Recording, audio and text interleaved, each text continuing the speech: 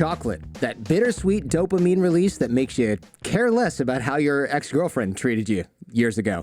We love to say or a few weeks ago, or yesterday or that day, I suppose, right? Whenever they mistreated you, chocolate will fix it. We love to say it's our vice, and we call it a guilty pleasure. But after today, David, I got a feeling that guilt is going to be about a lot more than just empty calories and sugar. Comedian David C. Smalley with me as always, and no doubt you're going to ruin chocolate for us, aren't you? Ironic, isn't it, Jordan? I make a living bringing joy to humans through comedy, yet I join you every week to completely destroy something people love. Yeah, you're like the Grim Reaper of happiness. I need to add that to my Instagram bio. I know there's a lot wrong with chocolate. I mean, you get the whispers, right? And I wanted to do a whole show about this, and I've done some calls with people about maybe how chocolate is bad, but it's tough to put your finger on it. It's actually tough to know where to start because there's so much wrong with chocolate. Yeah, so sadly, I like to try to make these funny. I like to do some stuff here. This one is depressing, man. This one is not going to be as funny. And so I want to apologize in advance for how, deep this one goes. So sadly, there's a lot here. I mean, whether it's the poor countries where it's made, the farmers who were taken advantage of, the deforestation, its effects on the environment, and of course, child labor and even human trafficking. So, I mean, where do you want to begin? Wow, that is quite a sampler of horrific human events and climate events. Yeah, I see a lot wrong with this, and it's going to be, I'm trying so hard not to use a pun with the word dark, but I'm going to anyway. I like my chocolate dark, but not my podcasts. I did think this was just going to be about like toxic metals found in chocolate or something like that. Oh yeah, there's also along those lines. Yeah, there's also toxic metals found in chocolate. By the way, according to the IOP Science, and I'm going to quote from them directly, despite the health benefits of cocoa, recently there has been a high food safety concern regarding the presence and levels of heavy metals such as nickel, cadmium, chromium, and lead, both in cocoa beans and cocoa products, including cocoa butter, cocoa liquor, cocoa powder, and even chocolates. I'll actually link to the white paper in the show notes. You know what's especially cruel about this is cadmium sounds like something that would really taste good, but it unfortunately you've been brainwashed by those damn bunnies. That's the Cadbury, Cadbury and cadmium. I'm starting to think. Hey, those delicious cadmium bunnies every year for Easter. That's right. Oh man, I heard something about that. That should be enough probably to cover it on a Skeptical Sunday, but unfortunately, there's so much more. Yeah, strap in. And this doesn't mean you can't have any chocolate ever. It just means, as with everything, there are some risks, and you may want to go about getting your chocolate in a new way because not all chocolate is created equally. Yeah, it reminds me of those Easter eggs that the outside's chocolate and the inside is like sugary cream that looks like an egg, but it's just sugar. But asbestos. So Yeah. Just you should get in the marketing for like CVS or something. Oh yeah. All right, so let's start with deforestation. That's one of the least depressing parts of this, I think. Yeah, incredibly, you're exactly right. This is like a warm up. So according to worldwildlife.org, cacao farmers usually clear tropical rainforests to plant new trees rather than reusing the same land.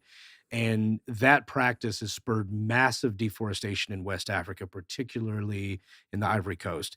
Experts estimate that 70% of the country's illegal deforestation is related to cacao farming. Oof.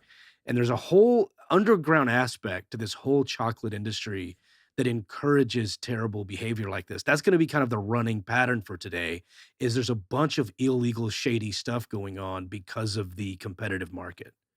So what's going on with I know why people clear that land, by the way. I used to wonder about this, and I went to the Amazon, and one of the reasons they burn the forest down and then use it for cattle grazing and then burn more forest down is because the land, apparently rainforest land, somehow it's not actually that good for growing things. So you can grow stuff on it kind of once after you slash and burn everything, and then it's not that great. So you're better off just destroying another acre of land, planting everything, and then moving on. Exactly. And some of them is also having to do with plant bacteria and growth and like diseases that get in the Mm. trees, rather than replanting and taking the risk of more diseases in those trees. They just destroy it. Ugh. All right. So what's going on with the farmers? Okay, so chocolate overall is a $100 billion industry. Oh, wow. That's a lot more. That's a lot bigger than I thought. That's a lot bigger than I thought. And you would think this would be very lucrative for everyone involved, Sure. but farmers are making less than $1 a day. So while most of us feel underpaid and overworked in favor of some corporate giant, taking the lion's share, the chocolate industry is an extreme abuse of this. This can't be easy work either, right? I've seen farmers in Peru these guys are, first of all, it's hot as hell. It's the rainforest. You've got a lot of people working. The sun is just relentless. And chocolate farming, I looked at a video, I don't do research before these really. That's sort of your thing. Right. But I did see some videos that were like, hey, here's people chocolate farming. And I'm like, this is not easy. Yeah, this is a lot of manual labor. It's like strawberry picking, but it's much hotter. It's more dangerous. And it just seems like a hell of a lot more work.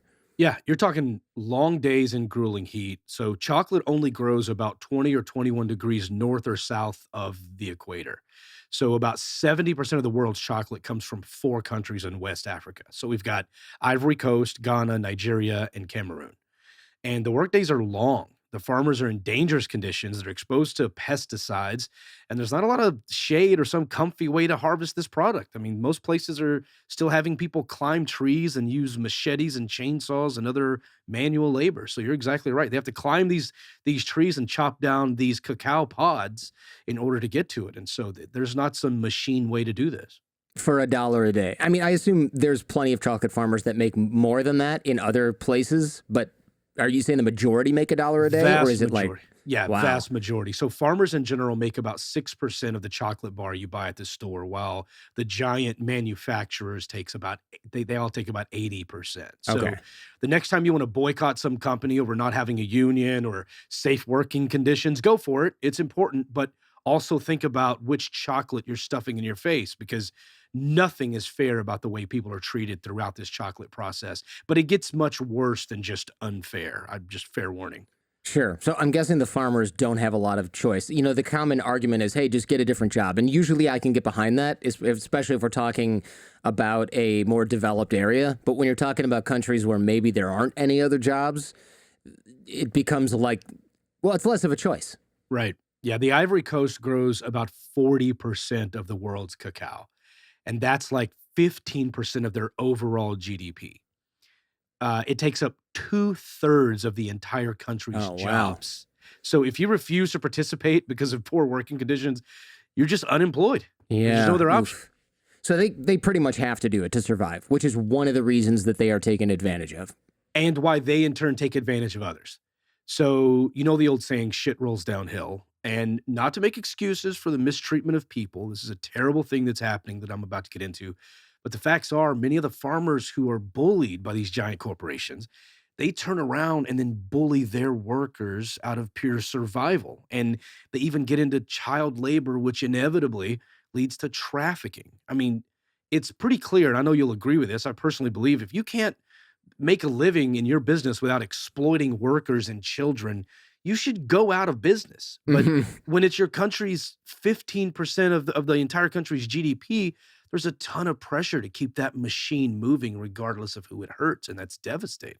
Right. You can't really just sort of unplug that at that point. And also, if there's no other way to survive, you start looking the other way. It's like, well, okay, then I can't afford to feed any of these kids. All right, maybe they can work for a few hours a day in the grueling heat after age 12. And then it just becomes, hey, there's a lot of kids who don't have anything else to do. We should put them to work. I understand that slippery slope. So, yeah, it's a sad situation. And what you're getting at from the sound of it is we contribute to it by keeping the demand high. Exactly. And it's also about how much work produces so little chocolate. So one cacao tree only makes about 2 pounds of chocolate. And Oh, then wow. and then That's the like disease, that's nothing. right? You'll spend that. I mean, you'll buy that in one gift basket sometimes. I mean, I essentially eat that as an appetizer on Easter, Christmas, and many other holidays that don't involve any reason for me to go to See's Candies. But anyway. So Yeah, and then you've got the disease that often occurs in the cacao trees, which brings production down. But there generally isn't the funding for farmers to treat the plants properly, like we were saying earlier. And then with the changing weather conditions and things like that, the plants are already not producing reliably, and there's not enough money to develop these like climate resistant alternatives. So that's just what they have to deal with. So what should happen in a perfect world is the farmer should say, "Hey, we own the trees. Here's the price of the goods that I planted. These are my crops." And that price should include some form of fair pay, fair-ish pay, decent working conditions. Maybe a freaking tarp wouldn't kill you, a little pole barn for people to sit in and eat, and all of the decent things that it takes to operate a good business that's not massively exploitative. Right. I wish they could do that because they really do have the leverage when you think about it. But it's hard to see that you have the power when you're forced into desperation. And by the way, there's a country right next door willing to pick up your slack if you don't toe the line. So they do this to stay competitive. Right, it's a race to the bottom. Hey, we want to pay our workers more. We have fair trade chocolate. Cool. Well, I'm going to Ghana then because they don't give a crap about their workers. Well, now fine. Now I'm going to Nigeria because I can have human slaves that I kidnapped from a train work in my jungle field. And I know y'all think I'm exaggerating or stereotyping, but that's probably in these notes because I may have cheated and looked at this a little bit earlier because it was fascinating. So what exactly is the child trafficking link here? Because this is, in my opinion, this is the most disturbing aspect of this. Okay. So yeah, this is where it gets really dark. So according to foodispower.org, child labor has been found on cacao farms in Cameroon, Guinea, Nigeria, Sierra Leone, Ivory Coast, and Ghana. And the evidence has also surfaced of both child labor and child slavery on cacao farms in Brazil. This is a direct quote from Food is Power. The farms of Western Africa and Brazil supply cocoa to international giants such as Hershey's, Mars, and Nestle, as well as many small chocolate companies, revealing the industry's direct connection to the worst forms of child labor, human trafficking, and slavery. End quote. So, in just those last two countries I mentioned, Ivory Coast and Ghana, we're not talking about 50 kids or 100 kids. 2.1 million children Oh, man. work on cacao farms, most of whom are exposed to the worst forms of child labor. Now, let me just clarify this because people may be thinking child labor is child labor. No. If you go down to a corner store and there's a family that owns a convenience store, they'll have their 10 or 12-year-old helping stock the shelves or running the cash register. They're part of the family business. They're making money for the family. There's nothing technically illegal about that. They're helping the family earn money, right? As long as they do it within proper hours and things like that. It's just like if you worked on a farm in the 1800s with your dad, it's not like you have a labor commission to support you, right? So Right. that's child labor. That is technically child labor. I've gone to skeptic conventions and my daughter went with me at 13 years old and she helped me set up my mixer and then helped me sell t-shirts at the table. That's technically child labor. It's not Shame all on you. yeah, it's not all, necessarily negative. But when they talk about the worst forms of child labor, you're talking about this exposure to pesticides, dangerous conditions, long working hours, 14 hours a day, by the way, usually no pay. And the farmers do all of this to keep their prices competitive because they're pressured by these big corporations. So they are pressured by the big corporation. I guess there's an inherent sort of disparity in power if they can just take all of their funding away.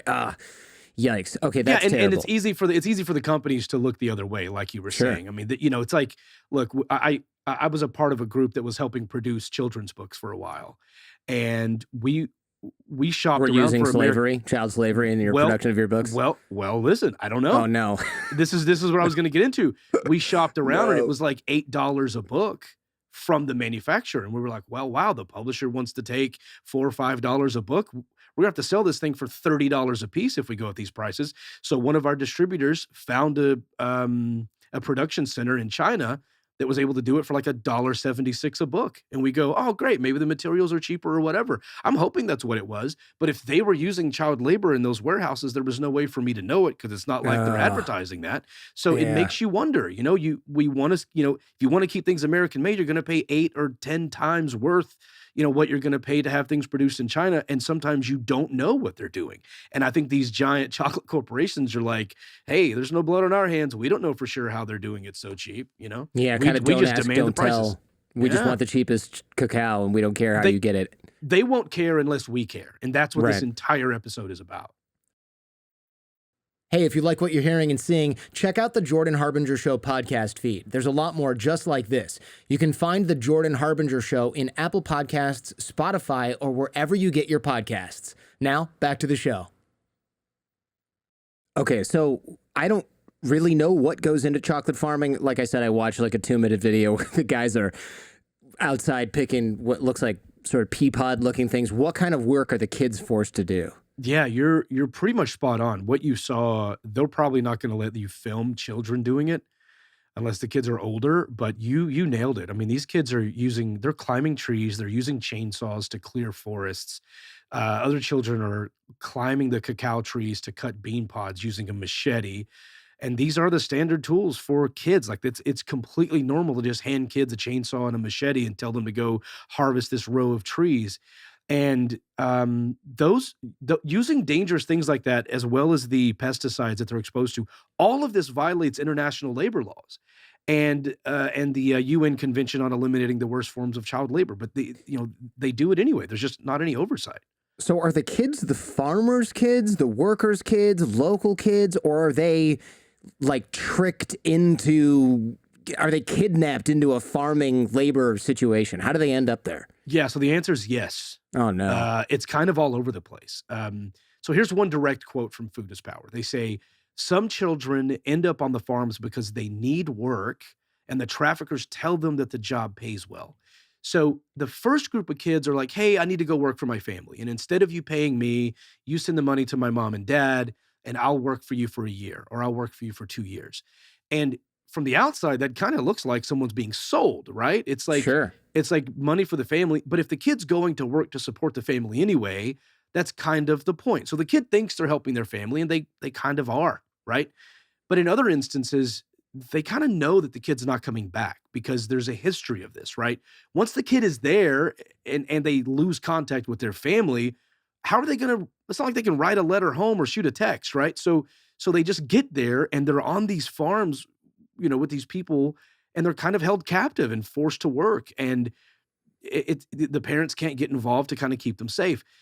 Other children are literally sold, like by their own relatives. Yeah, that's what it sounds like. And these relatives are like unaware necessarily of the dangerous working environment. So they don't know that there's like a lack of provisions or lack of education. The people will just lie to them and say, oh yeah, we'll take care of them. We'll make sure they get a good education. We'll make sure they get 3 square meals a day. They're going to work 6 to 8 hours a day. But once they have your kid, they can do whatever the hell they want. And there's no way to find out if they're keeping those promises. So once that started happening, traffickers start going, oh, wow. So if I bring you kids, I can get money for it. So traffickers are now like abducting young children from small villages in the neighboring African countries, such as Burkina Faso and Mali, which they're 2 of the poorest countries in the world. Yeah. In one village in Burkina Faso, almost every mother in the village has had at least one child trafficked onto the cacao farms. That's so terrible. Jordan, traffickers are literally just kidnapping children and then selling them to farmers. And the farmers benefit because you don't have this sort of lingering, I have to give this kid back in 2 or 3 years or at the end of a year for this dollar amount. They just literally buy the kid, and we're seeing modern day slavery. That's so, as a parent, especially, when I was a single guy, I'd be like, wow, that's really terrible. Now as a parent, that's absolutely heartbreaking to think that my kid would be playing with his friends or in the yard or, I don't know, getting walked somewhere, and someone's like, oh, he's old enough to work on the farm. I'm just going to yank that kid and sell him for, I don't know, a couple $100, whatever a kid's worth. Unbelievable. Yep, absolutely. And so while these farmers are victims too, right? They're victims of this. They're also perpetuating child slavery. So they're not the good guys here either. Right. Right. That's brutal. How old are the kids that are working on the farms? Are we talking about like 6 years old, 16 years old? What are we looking at? So the average age is like 12 to 16. Okay. But reporters have found children as young as 5 years old. Oh, that's twisted. It's disgusting. And about 40% of the children are girls, and the girls have a harder time getting out. So, Sure. so a lot of the women end up just working on the farms throughout adulthood because they just don't know anything else and don't have anywhere else to go. So, okay, the families are sometimes selling the kids to the farms. Sometimes they're getting abducted, which is, I don't even know. Is that worse than being sold by your parents, getting kidnapped? I get it sounds like it is because the parents are more distraught, but if you're selling your kid, you're also kind of a bastard and the kid still suffers. I don't know. They look at it like, okay, it's like a working camp. Like you pay us X amount of dollars and your kid works there for 2 or 3 years. So the kid thinks they're like helping and they kind of are, but then some of the families who do this just don't know any better. So it's not, look, they can't unionize or have chaperones, or it doesn't seem like anybody really gives a damn how they're treated. Sure. No, that makes sense. What are they going to do? Yeah, how are they going to organize? And who's going to say, hey, you know what we're doing here is not right? They're just out on their ass the next day anyway. And so once they have your kid, what are you going to do about it if you're from Burkina Faso, if you're from Mali, right? You don't lawyer up when you're from a village over there. Look, they're poor villagers. They're not going to start some kind of movement. They're terrified. They're mostly ignorant of what's even happening. Those of us with teenagers know this, and I want you to get ready for this because I know you have the younger version. Yeah. Those of us with teenagers know that they go to work, they get treated like shit by their 23-year-old boss. Their boss lies to them about break times and labor laws and their own rights. They tell them they have to work off the clock if they don't finish cleaning up, blah, blah, blah. And they tell them all kind of nonsense. And then we have to step in and put our foot down and go, you're not going to treat my kid like this. I'll turn you into a labor commission or whatever. Don't make me come down there type situation. Because our kids come home every day from work, or our kids can shoot a text from the grocery store and be like, my boss said I have to stay 3 hours off the clock if I don't finish. And then I'm at the grocery store in 10 minutes going, who the hell do you think you are? Well, not only can these kids not text their dads from work, they don't know about their rights. And in many cases, they don't have rights. Right. And there certainly isn't some labor commission to report anything to. I would imagine also these farms, if they're that big of an industry, even if there was a labor commission, it's like, who's going to go in there and go, hey, you know what, this massively profitable operation that kicks up to us legally or illegally, you really need to stop this practice that's making you and us so much money because it's morally reprehensible. I mean, we're talking about some of the poorest countries in the world, rife with corruption. It's just not going to happen. It's a lack of oversight, all fueled by a ridiculous appetite for chocolate. 100%. And so rather than going further into the process of how chocolate is made or other issues within the industry, I want to spend the rest of this episode, if it's okay with you, just to focus on what we can actually do to have our voices heard. I don't want to just come here and talk about something terrible and then say, peace out, come to my comedy shows. Like I want to leave something here that we can actually have an impact on this. Yeah, we should do this because, look, I love chocolate as much as the next guy, but who the hell wants to be a part of this now? So is there a way to enjoy the occasional asbestos-filled treat without knowing that we are participating in this inhumane industry? Yeah. So the good news is, yes, you can enjoy your flavored asbestos if you want. And cadmium cream egg is what I'm looking at. That's what I'm eyeing right now. Yeah, the gooey cadmium deep inside your chocolate. So, and the doing nickel so finish. So that can simultaneously help those who are doing it ethically and then drop demand by those who aren't. A website I want everyone to write down right now is fairtradecertified.org. Fairtradecertified.org. If you're only going to ever visit one website I ever mention, please make it this one, fairtradecertified.org. They focus on products that are ethically sourced, and they have a specific area of their website that's dedicated to chocolate. Here's a quote from that portion. They say, chocolate products go through a lengthy process to earn the Fair Trade Certified seal. Producers and businesses we work with adhere to strict labor, environmental, and ethics standards that prohibit slavery and prohibit child labor, and ensure cocoa growers receive a steady income, regardless of volatile market prices. It's not an easy process. You can thank them for their commitment and incentivize even more sustainably made chocolate by enjoying fair trade chocolate in its many forms. So, okay, I love the idea that there's strict labor, environmental, ethics standards. That's free market at work, right? Pick the supplier that's doing a good job. What's the steady, I know I'm going to sound like a total a-hole. What's the steady income regardless of volatile market prices? Shouldn't things be varied based on market prices, volatile or not? Technically, yes, but I think with so Communist much, David C. Smalley, what do you think? I mean, look, every industry is gonna weigh left or right, but if you're working at IBM or you're working for Apple and you're making $25 an hour, $30 an hour, and computer prices drop by 30 cents, they don't come to you and say, sorry, we now have to pay you $9 an hour for the next 2 weeks. You have a steady income, right? And that's how you can plan your life and sustain your life. And so I think that's all they're really talking about. Gotcha. For the workers who are producing this product, sure, if the entire market tanks and farms have to go out of business, that's going to happen in any capitalist society. But they shouldn't, you shouldn't be rolling in billions of dollars in profits as a giant corporation and being able to pay a farmer $1 for cranking out hundreds of thousands of dollars worth of materials for you, to the point that they're enslaving children just to be able to compete for the right. No, of course. I think even sort of the most diehard free market person is like, can we up the price by a dime so you don't have to have 5-year-olds picking chocolate berries or whatever chocolate pods in the exactly. 90-degree heat. Exactly. Okay. And the website, the Fair Trade Certified goes on to say that 35 million pounds of Fair Trade Certified cocoa are imported from around the world annually, predominantly from the Ivory Coast, Peru, Dominican Republic, and Ecuador. Through your purchase of Fair Trade Certified chocolate since 1998, nearly $14 million has been invested back into communities of cocoa producers, resulting in life-transforming projects such as building schools in those areas. And according to the most recent reports, cacao farmers earned over $3.2 million in community development funds within the span of 1 year.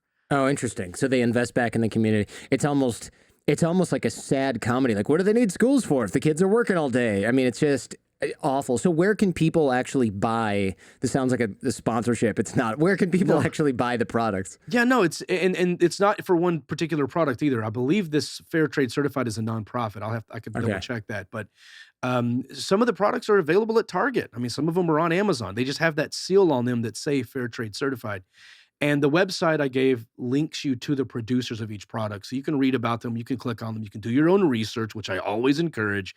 And you can just click the chocolate section, you can take your pick. You can either buy it directly from the manufacturer, or you can click where to buy and they'll list stores and prices and things like that. Yeah, we got to do your own research is something we definitely have to say, because a long time ago, I don't know if I told you this, we did a show about greenwashing where a lot of those like dolphin safe tuna, it's just nonsense. They basically bribe some website or the fishing companies make the website and then give the seal to themselves, and it's completely meaningless. They just go, yeah, we didn't kill that many dolphins on our last year's killed less dolphins by our tuna. Yeah. Right. It's just it's called greenwashing, where they're like, this is green. And it's like, no, it's just some nonsense award that you give yourself or you buy. I did do some vetting on this, and the couple I looked into, I was able to corroborate what this website was saying. So again, I encourage everybody to go look into it, but man, it's definitely a step in the right direction for sure. All right. So speaking of prices, is this one of those where chocolates, instead of being $12, now they're $38 for the box? So in some cases it's more, but people aren't buying like pallets of this stuff, right? I mean, it's a random Hershey bar is going to cost you like $1.59, but this ethically sourced chocolate's usually like $2 or $3. So okay. I mean, even if they double it, it's not going to break the bank unless you're depending on chocolate for your 3 meals a day, in which you probably have a lot more issues than budgeting at that point. You're not going to live very long, so you can afford to spend that money on chocolate. Don't worry about all the nickel absorption. You're going to be fine. The metals aren't what's going to kill you, at that point. I mean, I found a pack of brownies from the site that's available at Target. It's only $6.39, which is pretty much on par with other brands. So in some cases, there's no price difference at all. It just feels much better. So eventually these bigger brands are going to have to get on board if people start shifting demand to the fair stuff. Yeah. And just to be fair, I did search some of the larger chocolate brands and I combed their websites for something like ethically sourced, statement on this, or we do it the right way, because they like to do that when they do it the right way. I found nothing. I couldn't find it. I'm not saying it's not out there. I'm saying I couldn't find it. They'll tell you about their history. They'll give you allergy information. They'll help you pick the right chocolate for your special occasion. They'll even talk about diversity and inclusion. Nothing about where they get their chocolate from. So I encourage everyone, once again. The kids we kidnap and make work on the farm are from all walks of life. Oh my God, that was dark. Oh, yeah. Chocolate. So I encourage everyone to visit fairtradecertified.org. I almost wrote a joke in there, Jordan. I almost made the inclusion joke, but you know. I went for it anyway. You went for it anyway. I decided to leave it alone and look at you.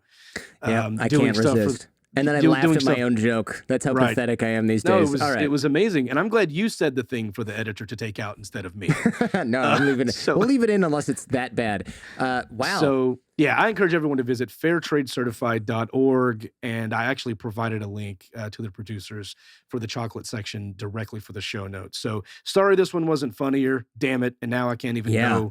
I can't even go enjoy chocolate to make myself feel better. But that's what we have today. Well, there's always whiskey.